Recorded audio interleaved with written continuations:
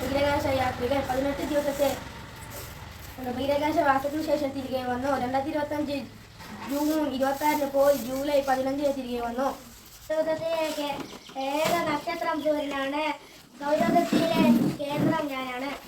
ഭൂമിയുടെ ഒരേ ഒരു പ്രകൃതിദത്ത ഉപഗ്രഹമാണ് ചന്ദ്രൻ. ലൂണ എന്ന പേരിലും അറിയപ്പെടുന്നു. ചന്ദ്രനിലെ ആകാശത്തിന്റെ നിറം കറുപ്പാണ്.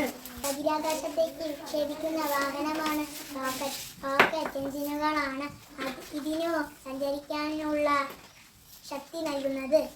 ഞാൻ സ്മിത. 1965 സെപ്റ്റംബർ 19 ജനിച്ചു. നാസ ബഹിരാകാശ സഞ്ചാരിയാണ് ഞാൻ. 9 മാസം ഞാൻ ബഹിരാകാശ നിലയത്തിൽ ആയിരുന്നു. 2024 ജൂൺ 5 പോയിട്ട് 2025 മാർച്ച് 19 തിരിച്ചു വന്നത്. Respected teachers and my dear friends, in every year July 21st is celebrated as Moon Day. This day commemorates a very special event in the history of mankind.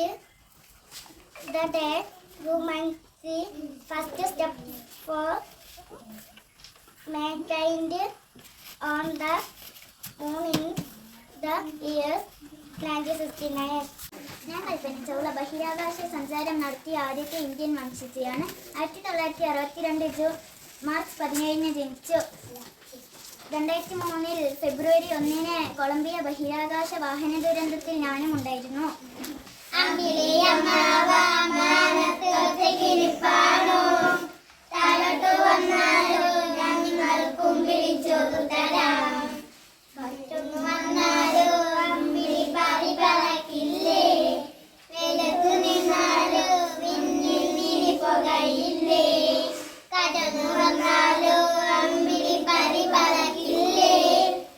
Good morning, respected teachers and my dear friends. In every year, July 21st is celebrated as Moon Day. This day commemorates a very special event in the history of mankind.